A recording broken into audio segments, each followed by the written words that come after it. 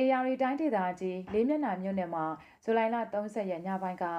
မိုးတီးထန်စွာရွာသွန်းမှုနဲ့မြစ်ရေတိုက်စားမှုများကြောင့်လေးမျက်နှာမြို့နယ်တခိုချောင်းကျေးရွာအုပ်စုမြေကျိုးဝကျေးရွာဘုံတော်ကြီးကျောင်းအနီးငဝုံမြစ်ရေကာတာမိုင်တိုင်အမှန်25မိုင်3ဖာလုံနေရာမှာအလျားပေ20ခန့်အမြင့်4ပေခန့်နှိမ့်ကြက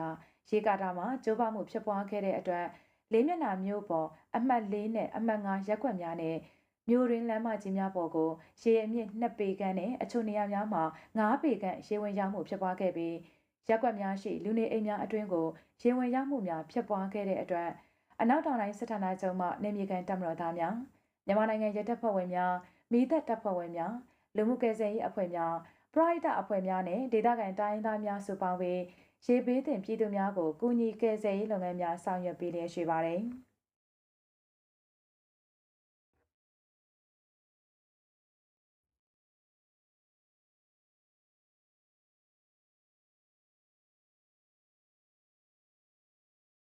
အခုလိုရေဘေးသင့်ပြည်သူများကိုကူညီကယ်ဆယ်ရေးလုပ်ငန်းများဆောင်ရွက်နေမှုများကိုတိုင်းစစ်ဌာနချုပ်မှတာဝန်ရှိသူများကတွားရောက်ကြည့်ရှုပြီးလိုအပ်တဲ့ကူညီကယ်ဆယ်ရေးပစ္စည်းများနဲ့ရေဘေးသင့်ပြည်သူများအတွက်စားသောက်ပွဲများပေးရက